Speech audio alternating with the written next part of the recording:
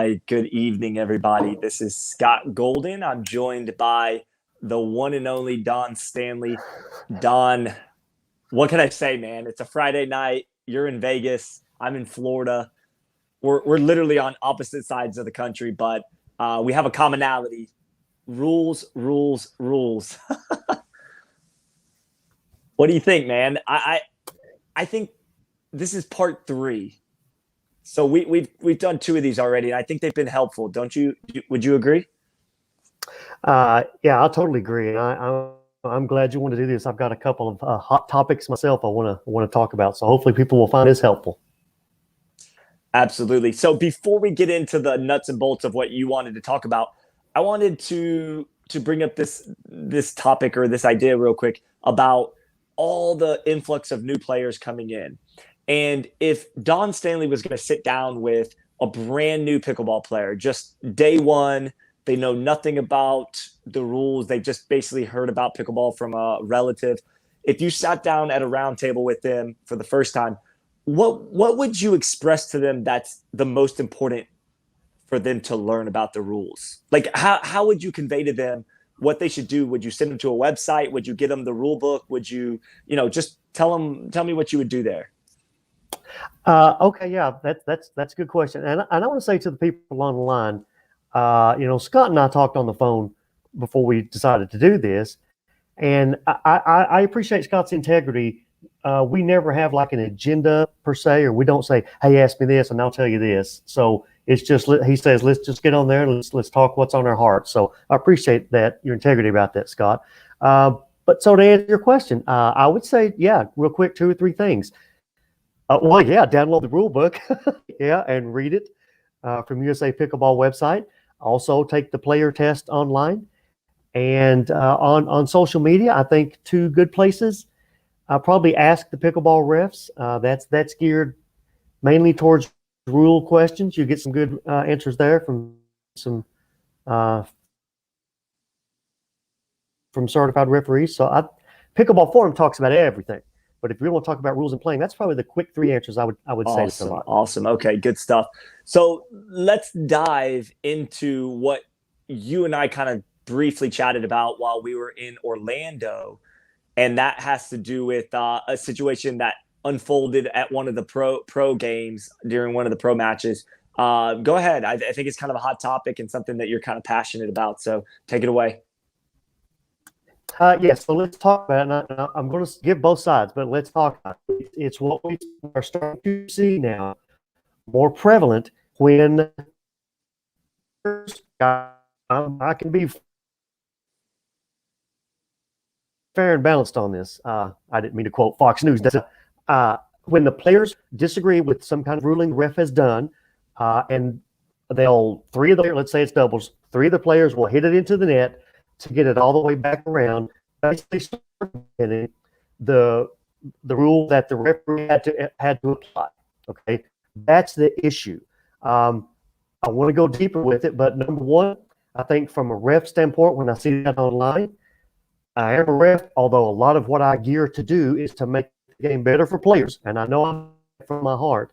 I think quite frankly, I think it's disrespectful to the ref when the ref's hands were tied. We don't pick and choose what rules, and I'm going to talk about that a little bit. We don't pick and choose what rules we want to enforce. Okay, so if the ref was on their job and not in a very stringent way or Hitler about it, but if the ref was just doing the job, following the rules, and then they hit around, I think it's disrespectful to the ref. I don't see other sports where, let's say in football, if one team didn't agree with the flagrant penalty called on the other team, so instead of giving him, let's say, spotted the foul 30 yards down, they said, no, we'll just take a 15-yard penalty. Or you know what, we don't agree with that pass interference call. We're just going to replay the down. I don't see that happening in other sports, although in pickleball there is the opportunity to do that. So with that said, I want to be fair and give both sides of it. I do think there are times, it comes down to 2 times. If something happens in between games, like let's say a person wanted to change their clothes. Look, at Orlando, It was hot and humid. I think they dumped in extra humidity that week of the tournament. I won't mention Deckel's name, but he looked like he had just come out of a swimming pool. Okay. So in between games, he would ask, "Can I go?" It's one thing to change your shirt. You can do that at the, where your chair is. But to change your shorts is another thing completely. And so I think in those situations, I know there's the rule that if you need more time, you can take your upcoming timeouts from your next game. And then, timeouts are valuable during a game. I'm thinking maybe in those extenuating circumstances, think a little bit of understanding, especially if the other team is okay with it. And refs may be trying to shoot me right now for saying this, but we let Deckel go chase. It was all how dangerous, how much he was sweating on the court. Okay. And so, but what I did as ref, he said, "Hey, Don, can I go change?" And I said, why you put me in a rock and a hard place, just please hurry, Deckel. And come to find out, he got back in. So I think there are times like that when we can have some understanding, especially at the pro level where there's mutual respect going on and they're all pretty much kind of friends, whatever. I think we can give some understanding there. But once that rally has started, if you stop a rally because I just listed, you think the ball is cracked, or you think your opponent, it double bounced on your opponent's side, or you think it hit the opponent's arm or something like that, or you think the ball is out of rounds and you stop a live ball rally, that's a fault on you. Don't stop a rally because you're taking the rule book into your own hands. And then when the ref does their job and adamantly does their job in applying a fault because you stopped a live ball rally and cause a fault on you, to just serve it around to get back to where we were, bypassing what the ref did, I can tell you that it's a very big deal, and it is getting looked at the highest level, and meetings and emails are going on. That's about all I can say. But it's a very big deal because it does two things. It erodes the mutual confidence respect that players and refs need to have with each other to have a match. It erodes that, okay? And think about this, on this last sentence. Think about when sports betting comes online. And I have no doubt they'll be betting as far as, point spread, okay? Think about sports betting, and let's say you called a fault because they stopped the live ball. That's a point for the other team. Let's say it's the receiving team, or whatever, and you just served it to get where you, and now you could have won whatever. Now you did. I think it's going to be a very big deal when sports betting comes online, but it is a very, very big issue. And again, I'll sum up. I think I've got some understanding when the ball hasn't been served yet. I think there can be some understanding, some common sense understanding. But once that ball's served, don't you dare stop a live ball rally because you're going to take the rule book in your hands. So now I've got my blood pressure machine right here. Now I got to take it and calm down. So that's awesome. Yeah. I love your insight on that, and I love your passion for these rules. And I think it's understandable that like a amateur player would mess up some of the rules. It's few and far between that the pros really mess up bad, but it does happen. And I saw that situation unfold live in Orlando. Yeah. I saw it. And actually, I was commentating, I think, when that happened. And it does happen. So, how important, let me ask you this. Before I ask you the question, though, let me say that you and your staff have been doing a tremendous job with getting the referees knowledgeable, confident, on point, looking sharp, all those things. You guys have been working tirelessly to do that. So I personally have seen a huge improvement in the referees. But how important is it for your referees that you stick out there on championship court with Tennis Channel watching, for them to know the rules and be confident? And you cut out a little bit, but it was a question.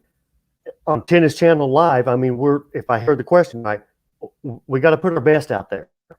We have to put our best out there, and that's on Championship Sunday, tennis Channel. Yeah, and I want to say this. It's I try to be very fair. The sheet I posted online after Orlando, the little sheet that has all the medal matches, and this is with Vegas, it's not as big. I mean, a ton of thought and effort and fairness and worry and fretting goes into making it fair for all the rest. But when it comes down to those big medal matches, I had to do, number one, what's best for the PPA. All right, they're my boss, which means we say to the refs, no ref should expect a championship match only. No one should come in expecting that.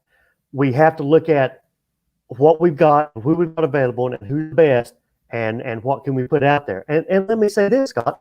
There was one time that after a tournament in Atlanta, I was told I had to do all 3 golds. Okay, that's not best either. I definitely saw at the Texas Open that I did the men's gold, which had some issues in it, and then to turn right around and do the women's gold, I was not the best ref that should have been out there. I was not the best ref. You're mentally not as sharp, so it just varies. But we have to put the refs higher in that given situation. That's the priority. Yeah, definitely. Your signal, you're cutting out just a little bit. I think I can hear most of what you're saying, but let's talk about. I want to talk about some of the upcoming rule changes for 2022. My first question, if you can hear me, Don, is if you can hear me. My first question about the rule changes coming up in 2022. When do those take effect? Yes, normally they take effect around the somewhere in mid. I think the goal would be January 1, but that's right after the new year. I think what they do is, and I think it's pretty smart. Mark Parford does a great job at this. I think they look at a weekend where there's basically the least amount of tournaments going on, and that will be the transition weekend. It's pretty speaking. So, mid to late that's when it usually gets back.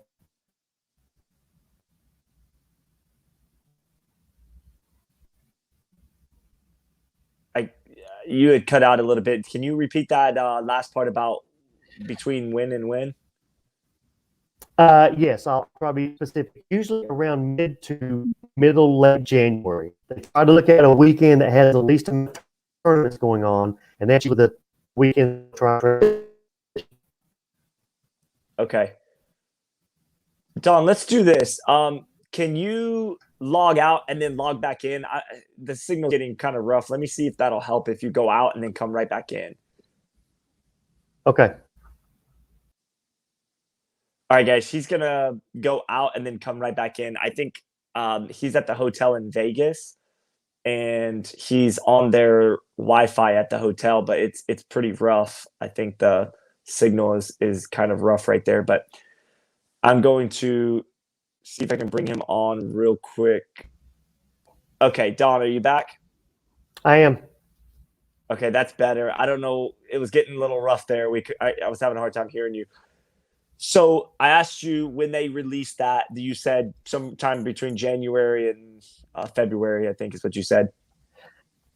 Usually around mid-January. That's okay. I don't know how much you're going to hear. Usually around mid-January. Yeah. Okay. So naturally, I think one of the hottest topics in recent weeks has been this chainsaw serve. Can you speak on anything with that? Can you give us any insight on that, or is that not something you guys can speak on right now? I can't speak on it right now.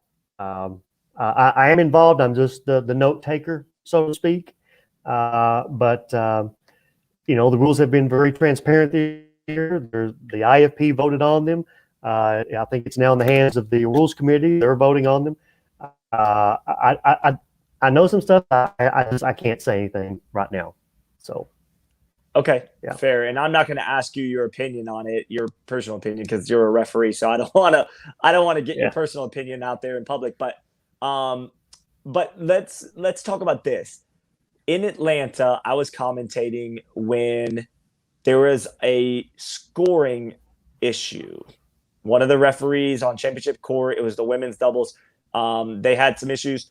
Since then, you guys put in some fail safes. Can you talk about that and just talk about the progression of this sport, and especially with the referees and that kind of thing at the pro level?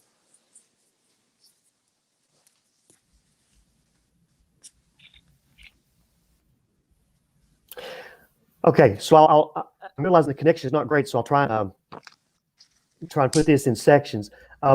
What we've implemented here in Vegas after what we saw in Orlando, and I'll try to keep in mind that it may pause every now and then.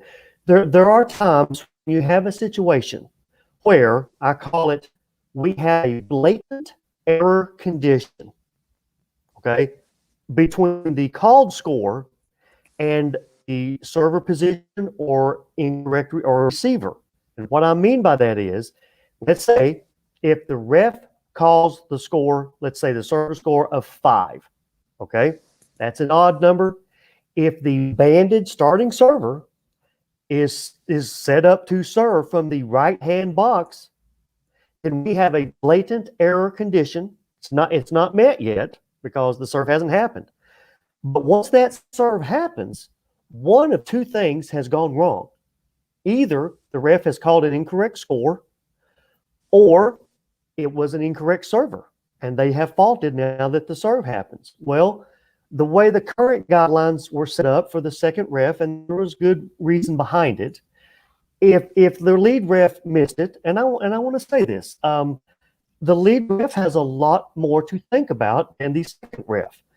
We intentionally don't have the second ref keep a score sheet, because after rally's over, when the lead ref is looking down and looking at the score sheet and changing the clip, the ref is the eyeballs to make sure there's no thrown paddles, striking the ball too hard, anything like that. So the second ref intentionally does not have a score sheet. So there's a lot more synapsing going on for the lead ref. So when we have an issue where there's a blatant error condition and then the server serves, one of two things is wrong.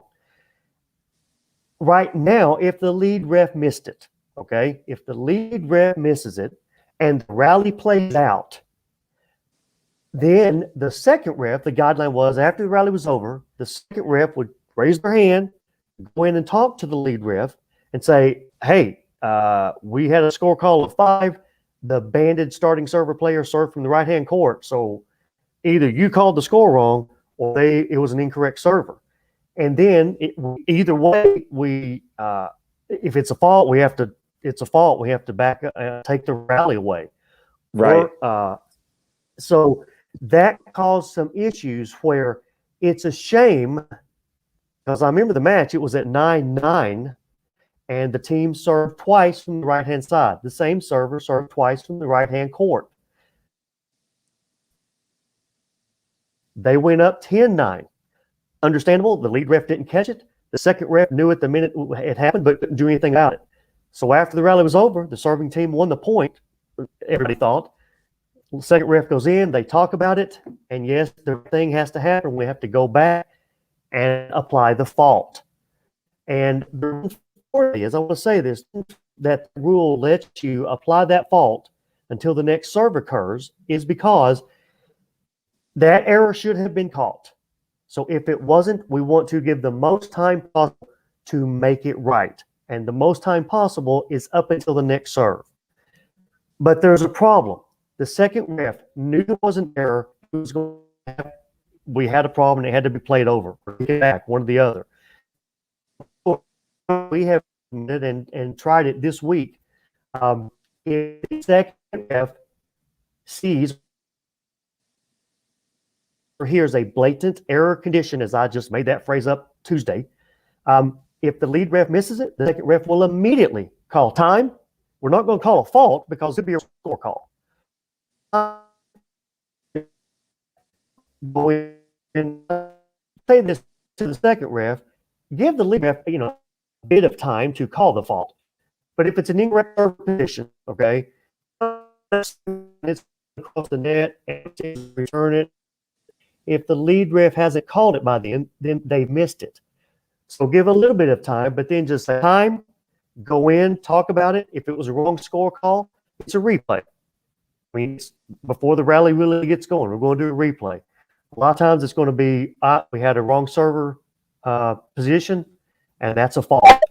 That's much better than being a rally layout, having one team think, yeah, I won the rally. We've got the momentum. Yay, fist bump, chest bump. Wait, what? Faulted? It could be that I've try one thing good. It also helps the second ref be a little more cognizant and keep up with the score better because they know, hey, I'll be charged all the time and fixing a problem. So that issue, I think that's been an improvement to expand that second ref role. I hope you caught most of that. Yes, I could catch most of it.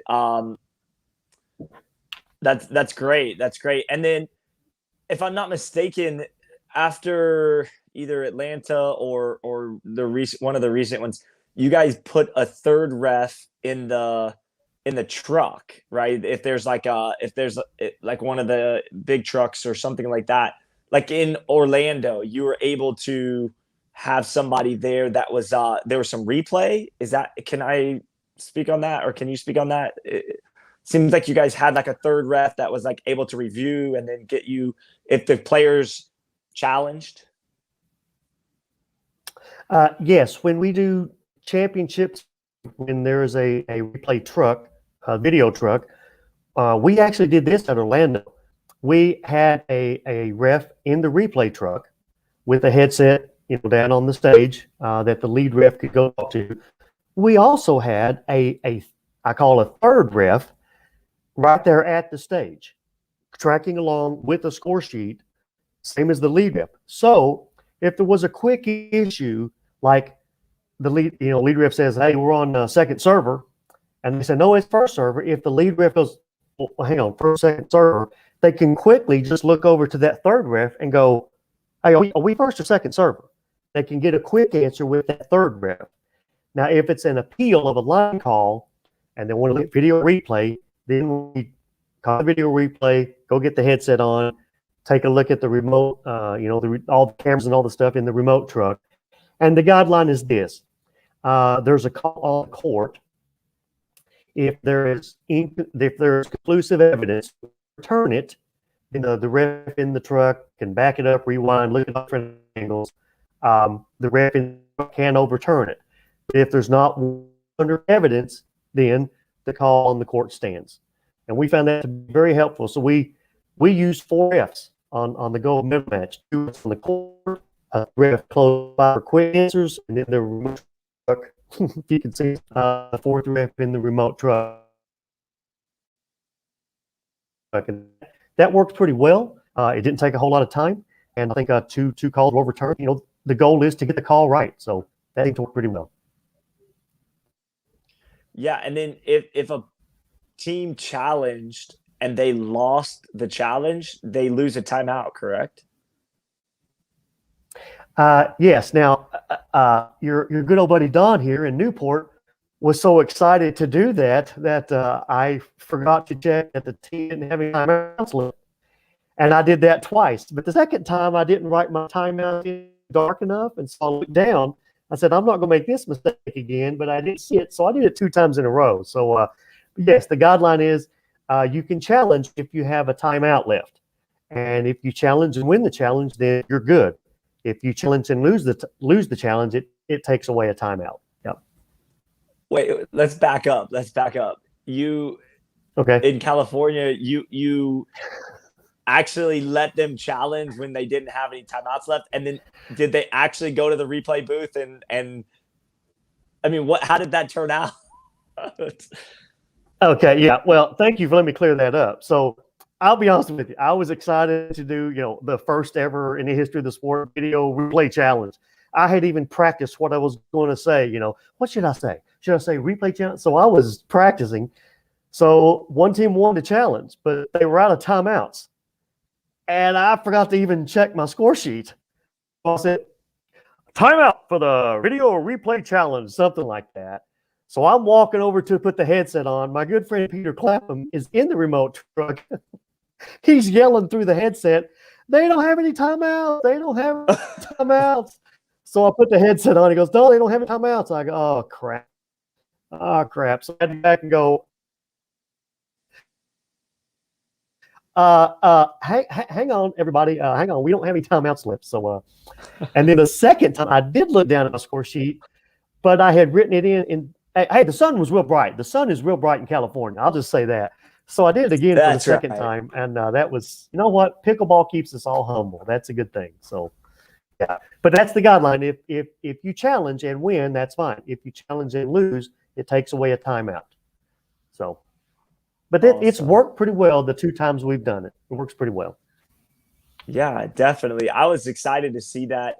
I think as the sport continues to grow and progress, we're going to see more and more of these type of situations being implemented into the sport, which I love. I love it. So, Sure. but Don, look, we're coming up on 30 minutes. The signal has not been great tonight. Usually we have no issues with signal and we can talk for 3 hours with no problem, you and I. But for whatever reason, I guess because you're in Vegas, I'm in Florida, the signal's not super strong tonight.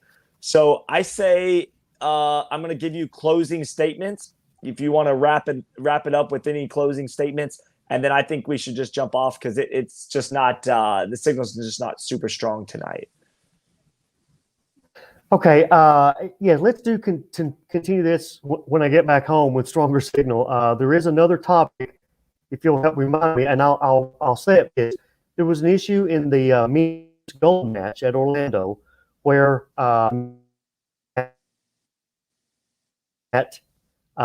they volleyed and then they bumped each other. They touched, and then I think it was Matt turned around and his back heel touched the zone, and that's when I had to go. Hang on.